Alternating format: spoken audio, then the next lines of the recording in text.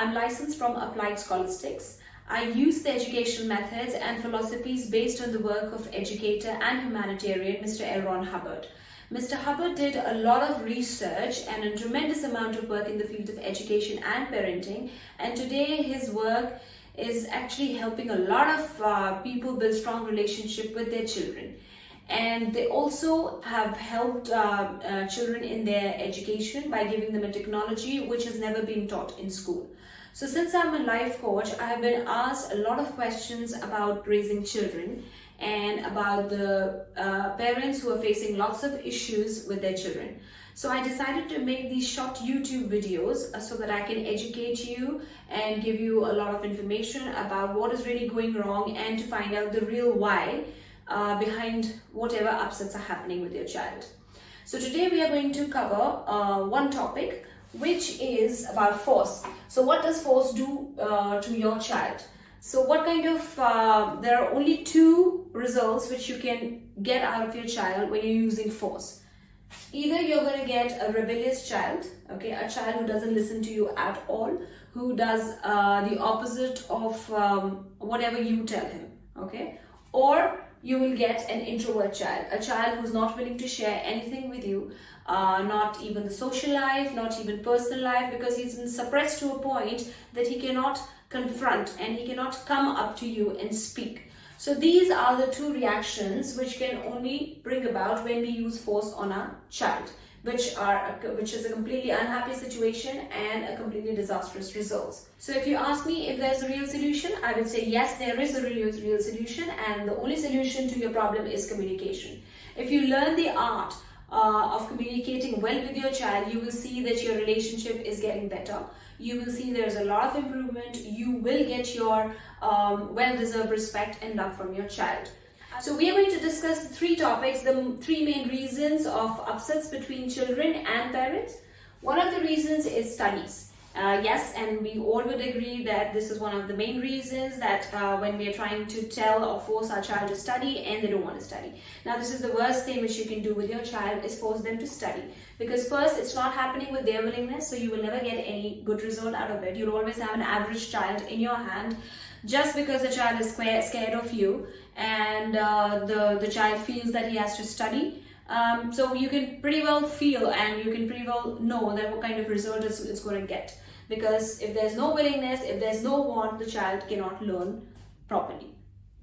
Okay, now for this I would really suggest that when you are, you want your child to study, you work with your child's willingness. Sit with your child and make a timetable, and you should not make timetable, your child should make a timetable.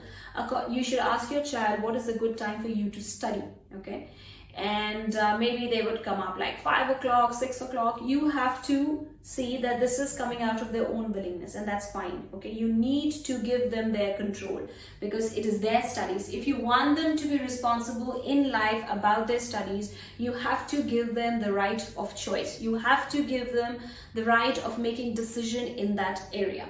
And there might be a situation where they're not keeping their promises or they're not keeping their schedule, of the timetable, which is completely all right. It is fine, okay. You need to let them experience, okay. And even if they are just average, that's fine. It's not going to be the end of the world, okay. So you have to relax a bit.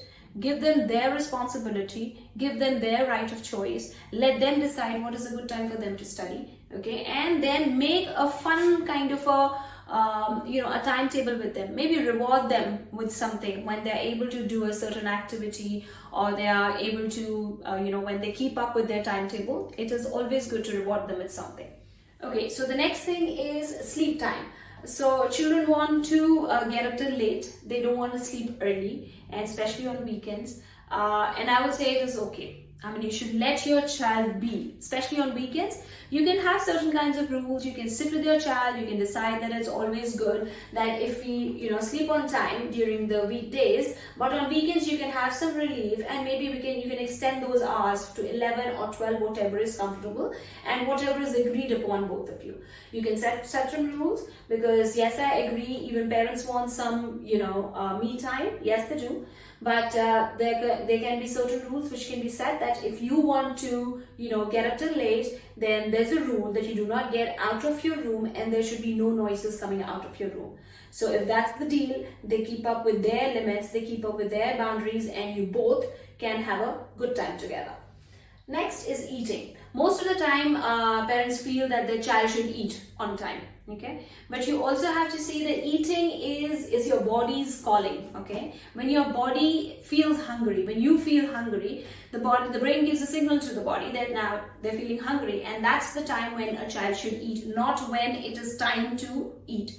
But I do understand that certain households, we do have a certain, a pattern, a rule kind of a thing, that okay, 7 o'clock is dinner time. So that's fine. You can always do that. You can always keep that time in mind, and certain rule can be said that 7 o'clock is the dinner time. But if anybody wants to have dinner after 7, or if they do not want to have dinner at 7, there are certain things they need to do. Wherever the dinner is going to be placed, they have to heat it up themselves, and they have to clean the dishes, and whatever you want the rule to be. This can be, if you can say, a decision as a whole of a family. So you can do that. And if you want that, okay, dinner time is the time when the family sits together and chat. So you can always keep that also as well, that 7 o'clock, even if you're having dinner, you're not having dinner, we're still sitting together and we're just having a chat as a family. So these are just few things you can work your way around it. You really don't have to enforce your child to do these things, because you also have to understand you will also not feel good if you're being enforced. Okay, so if you just feel that there's the person there, it's just the body is small, but the feelings are there, everything is there. So if you just keep all those things in mind, and you start treating your child as an adult, if you start treating your child as a decision maker, include your child in the small decision making of your house, you will see that your child's responsibility is raising. Okay, you'll be able to raise your child responsibility. You will see that the child is much more happier, and the child feels important and a part of the family. So if there are any questions, and if there are any issues you're facing with your child, please put a comment down below, and I will try and make a video for you. I hope you will use what you have learned today. Try and communicate more with your child, and do not force them to do things. And you will see that your relationship with your child is flourishing and going in the right direction. I will see you soon in the next video.